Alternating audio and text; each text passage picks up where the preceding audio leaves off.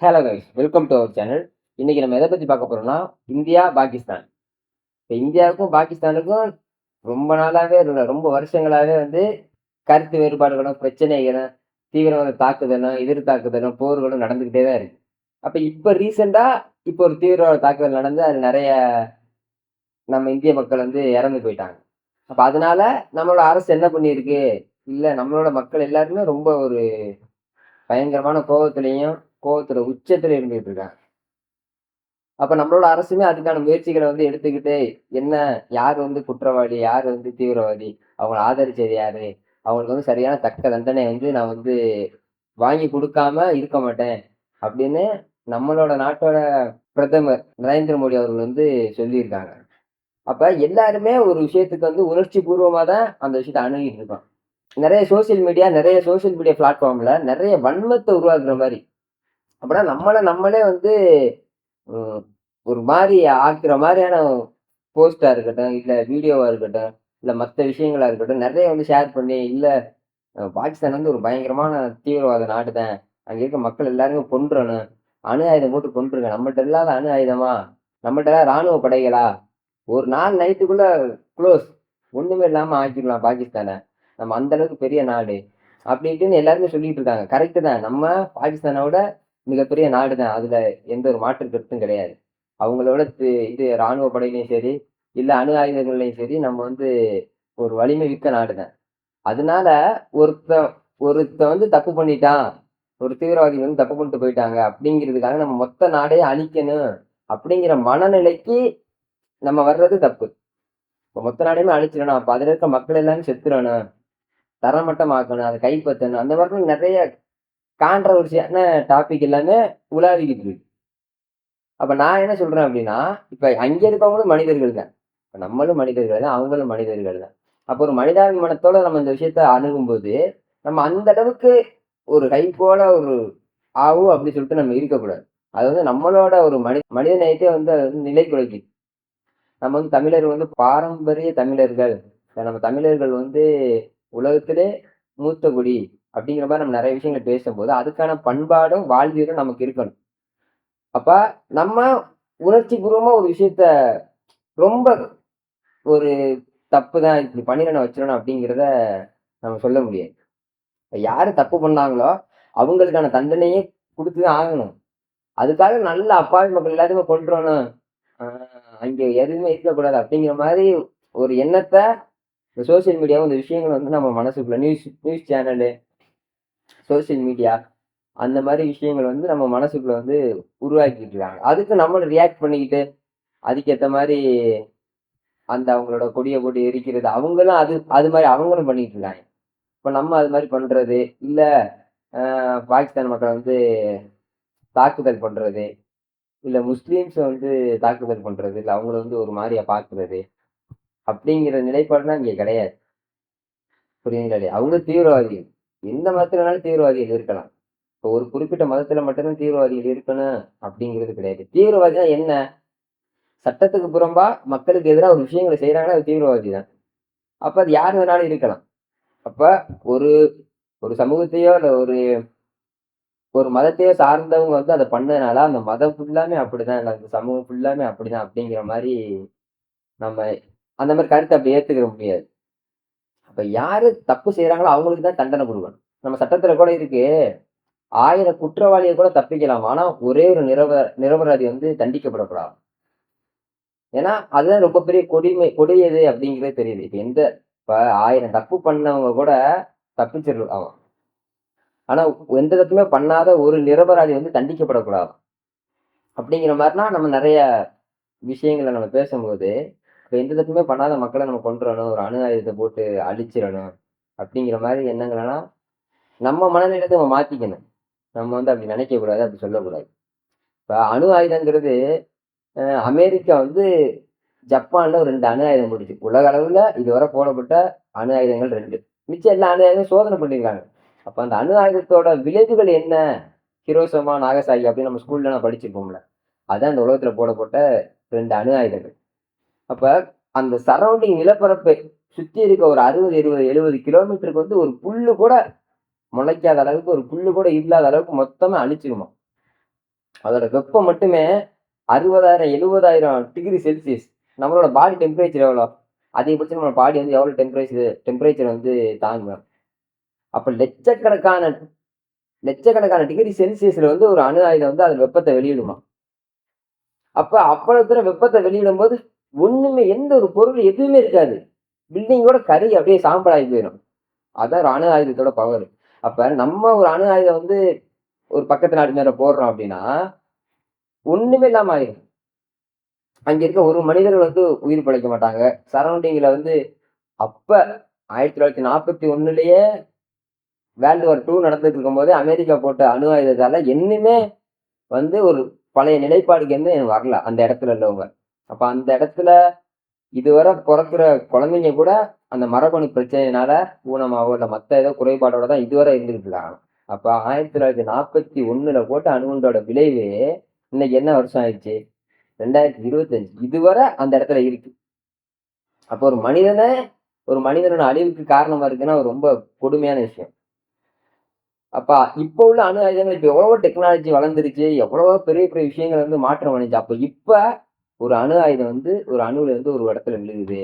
ஒரு இடத்துல ஒரு குண்டு போடுறாங்க அப்படின்னா, அதோட விளைவு எவ்வளவு எத்தன வருஷத்துக்கு இருக்கும்னு நீங்க யோசிச்சு பாருங்க. அப்ப அந்த விஷயத்த வந்து நமக்கு போட்டுருங்க, வச்சிருங்க அப்படிங்கிறத சொல்லக்கூடாது. இப்ப எல்லா எல்லா கண்ட்ரிலயுமே அணு ஆயுதங்கள் வந்து நெறைய கண்ட்ரில இருக்காங்க, வச்சிருக்காங்க. ஏன் எதிரி நாடு வந்து நம்ம தாக்கக்கூடாது? எதிரி நாடு வந்து நம்மள வந்து பார்த்து பயப்படணும். இல்ல இவன் வந்து ஒரு பயங்கரமான எதிரிடா, இவன தாக்குனா நம்ம எதிர் தாக்குதல் பண்ணுவான். அப்படிங்கிறத தெரிஞ்சுக்கிட்டு எல்லாருமே அவங்கவங்க வேலைய பார்த்துட்டு அவங்கவங்க இருக்கணும் அப்படிங்கிறதுக்காண்டி தான் அந்த அணு ஆயுதம் இருக்கே தவிர, நெனச்ச நேரத்துக்குலாம் போய் எடுத்து போய் போட்டு, ஓகே கொல்றா. இங்க நெனச்ச நேரத்துக்கு இங்க எடுத்துட்டு போய் போட்டு, ஓகே கொல்றா அப்படின்னா நம்ம வந்து பண்ண முடியாது.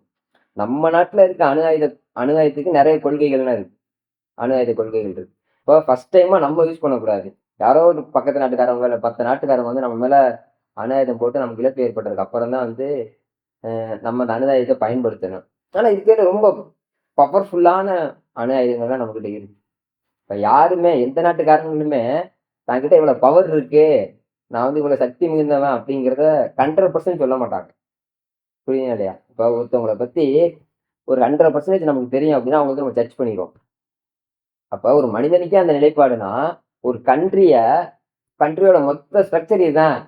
இவ்வளவு வெப்பன்ஸ் தான் இருக்கு. இவ்வளவு ஆர்மி மேன் தான் இருக்காங்க. இவ்வளவு வெப்பன் தான் இருக்கு அப்படிங்கிறத வந்து 100% யாரும் ரிலீஸ் பண்ண மாட்டாங்க.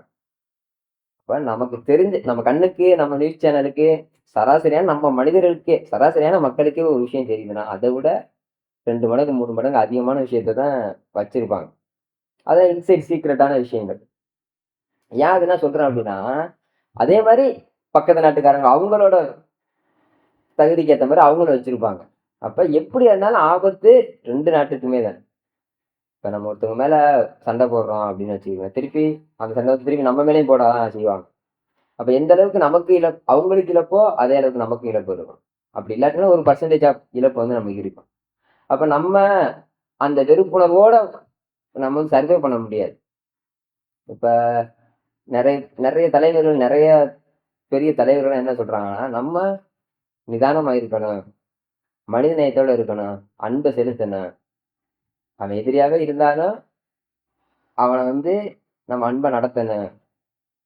அப்படிங்கிறத சொல்றாங்க. நம்ம அந்த அளவுக்கு நல்லவனா இல்லாம இருந்தாலும், அட்லீஸ்ட் ஓரளவு மனித நேயத்தோட நம்ம இருக்கணும். புரியுதுங்களா? இப்ப உலகத்திலே மிகப்பெரிய கொடூரமான தலைவன் யாருன்னு கேட்டா யார சொல்லுவீங்க? இந்த உலகமே பார்த்து பயந்த தலைவர். ஒரு சர்வாதிகாரி. யாரு? ஹிட்லர். அப்ப ஹிட்லர் வந்து எவ்வளவு யூத மக்கள கொன்றுருக்காரு. ஏன் அப்படின்னா, வேர்ல்டு வார் 1ல வந்து நாங்க ஜெர்மனி வந்து தோத்ததுக்கு யூதர்கள் தான் காரணம். அப்படிங்கிறத மனசுல வச்சுக்கிட்டு, தன்னைத்தானே ஒரு சர்வாதிகாரியா அந்த நாட்டுல அறிவிச்சுட்டு, ஒரு பெரிய படைகள உருவாக்கி, சுத்தி இருக்க பக்கத்து பக்கத்து சின்ன சின்ன நாடுகள், பெரிய பெரிய நாடுகள் எல்லாத்தையுமே கைப்பற்றி, சுத்தி இருக்க பெரிய நாடுகள் எந்த நாடுகள் சொல்றதையுமே கேட்காம, நான் மட்டும் தான்டா அந்த உலகத்த ஆளணும் அப்படிங்கிற மாரி, ஐரோப்பா கண்ட்ரிய மேக்ஸிமம் இடத்த வந்து கைப்பற்றிட்டாரு. யாரு? ஹிட்லரோட நாசி படை. அப்ப போலந்து அப்படிங்கிற ஒரு நாட்ட கைப்பற்றும்போது, அங்க இருக்க யூதர்கள்லாம் கொத்து கொத்தா கொல்றாரு. கொல்றதுக்கே ஒரு ஸ்ட்ராட்டஜிய பயன்படுத்தி கொல்றாரு. மொத்த பேரையும் ஒரே இடத்துல வச்சு கொல்ல முடியாது. மொத்த பேரையும் ஒரே இடத்துல வச்சு அவங்க கிளர்ச்சியாளர்களா கிளம்பிருவாங்க. போராட்டம் நமக்கு எதிரா வந்து ஏதாவது போராட்டம் பண்ணுவாங்க. அப்படிங்கிறதுனால செட்டா பிரிச்சு ஒவ்வொருத்தங்களும் ஒவ்வொரு விதமா கொள்றாரு. ஒரு பெரிய ரூமுக்குள்ள அடைச்சு போட்டு அந்த ரூமுக்குள்ள விஷவாயுவை கசிய விட்டு அப்படி கொள்றாரு. நிறைய பேர் அப்படியே தீய வச்சு கொளுத்தி அப்படியே சாம்பலாக்கி கொள்றாரு. நிறைய பேருக்கு சாப்பாடு தண்ணி எதுவுமே போனா பட்னியா வச்சு கொள்றாரு. அப்ப ஒரு குறுகிய இடத்துல நிறைய மக்கள் அடைச்சு போட்டு மூச்சு காத்து விடுறது கூட இடம் இல்லாம அடைச்சு போட்டு அந்த மாதிரி கொள்றாரு. ஏன் அப்படின்னா நம்ம வரலாற்றுல இவ்வளவு கொடூரமான கொடுமையான விஷயங்கள்லாம் நடந்திருக்கு. அந்த மாதிரி கொத்து கொத்தா கொள்றாரு. அப்ப அதுக்கப்புறம் தான் ஹிட்லரோட படை வந்து கொஞ்சம் கொஞ்சமா தோல்வி அடைய ஆரம்பிக்குது. யாருக்கிட்ட இருந்து? சோவியத் யூனியன் கிட்ட இருந்து. சோவியத் யூனியனோட தலைவர் யாரு? ஸ்டாலின். Joseph Stalin. அப்ப சோவியத் யூனியனோட தலைவர் ஜோசப் ஸ்டாலின் தான் வந்து நாசி படைகள்லாம் யாரு? ஹிட்லரோட படை. நாசி படையில கொஞ்சம் கொஞ்சமா அழிச்சு சுத்தி வளைச்சு அதுக்கப்புறம் இவர் பண்றதே ஒரு தீவிரவாத ஒரு விஷயம். யார் பேச்சுமே கேட்க மாட்டேங்கிறாரு. அப்ப யாரெல்லாம் வந்து ஜெர்மனி மேல போர் தொடுக்கணும், ஹிட்லரை வந்து எதிர்க்கணும் அப்படின்னு நீங்க நினைக்கிறீங்களோ எங்க கூட சேர்ந்து நீங்க வந்து சண்டை போடலாம் அப்படிங்கிற ஒரு அறிவிப்பை அறிவிக்கிறாங்க. அப்ப அந்த டைம்ல பகையாளியா இருந்த எல்லா நாடுகளுமே இல்ல இவர் பண்ற தப்புதான், இவர் சர்வாதிகாரம் பண்ணிக்கிட்டு இருக்காரு, இவருக்கு எதிராக நம்ம வந்து கிளர்ச்சி பண்ணல, இவருக்கு எதிராக வந்து நம்ம போய் போர் தொடுக்கல அப்படின்னா வேற மாதிரி இருக்கும், அவரோட கண்ட்ரோலுக்கு வந்துடும் அப்படிங்கிறதுனாலதான் அப்ப சுத்தி இருக்க எல்லா நாடுகளுமே ஒண்ணு சேர்ந்து யாருக்கு? சோவியத் யூனியனுக்கு உதவியா இங்க மொத்த ஜெர்மனியோட மொத்த சாம்ராஜ்யத்தையும் அழிக்கிறாங்க. ஏன் அப்படின்னா இந்த மாதிரி வரலாற்றுல நிறைய விஷயங்கள் இருக்கு.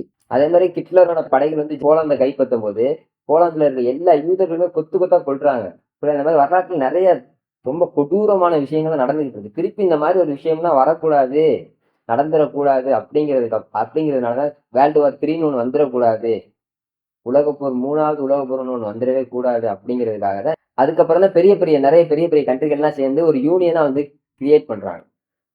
அப்ப எந்த ஒரு விஷயம் நடந்தாலும் நிறைய கண்ட்ரிகள் சொல்ற விஷயங்களை வந்து கேட்டு ஒரு கன்சல்ட் பண்ணிட்டு மற்ற விஷயங்களை நம்ம பண்ணணும். நம்ம பாட்டுக்கு ஒரு போரையோ இல்லை மற்ற எந்த விஷயத்தையோ பண்ணிடக்கூடாது அப்படிங்கிற மாதிரி. அப்ப இவ்வளவு மாடர்னா வளர்ந்து இருந்திருக்க சொசைட்டில மறுபடியும் நம்ம பழைய கல்ச்சர் மாதிரியே நம்ம சண்டை போட்டுறணும், எல்லாரையும் கொண்டுறணும், மக்களுக்கெல்லாம் அழிச்சிடணும் அப்படிங்கிற நினைக்கிற விஷயம் வந்து தப்பு. யாரு தப்பு பண்றாங்களோ அவங்களுக்கு தண்டனை கொடுக்கணும்.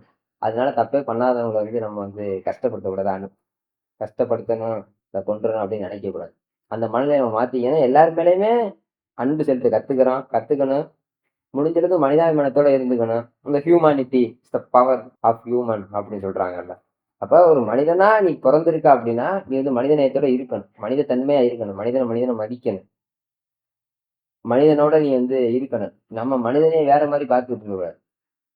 கடவுள் என்ன சொல்றாருன்னா மிருகங்களை, செடிகளை, கொடிகளையே நம்ம வந்து உயிருள்ள பொருளா மதிக்கணுமா. அது உயிருள்ள பொருள் தான். அது அது கூட இன்டராக்ட் ஆகணுமா. ஆனா நம்ம அதை பண்ணாம இருந்தா கூட அட்லீஸ்ட் மனிதர்கள் கூடயாவது நம்ம மனித நேயத்தோட இருக்கணும். நமக்குள்ள எந்த ஒரு பாகுபாடு பார்க்காம மனிதனா மதிக்கணும். புரியல. அவர் வந்து தமிழ் பேசட்டும், இல்ல ஹிந்தி பேசட்டும், மலையாளம் பேசட்டும், மராட்டி பேசட்டும், அது பேசுறேன் இது பேசட்டும் அப்படின்னு நம்ம நாடா இருக்கட்டும், இல்ல பக்கத்து நாடா இருக்கட்டும், இல்ல பின்னாடி இருக்க நாடா இருக்கட்டும் அப்படிங்கிறதுனால மனிதன்னு பிறந்துட்டா மனிதனை மதிக்கிறதா ஒரு நல்ல முறையான விஷயம். அதை நம்ம எல்லாருமே ஃபாலோ பண்ணணும் அப்படிங்கிறதான் என்னோட கூற்று. இதை பத்தி நீங்க என்ன நினைக்கிறீங்க? மனிதனை மதிக்கணுமா இல்ல வேறுபாடாதான் பார்க்கணுமா அப்படிங்கிறத கமெண்ட் செக்ஷன்ல கமெண்ட் பண்ணும்.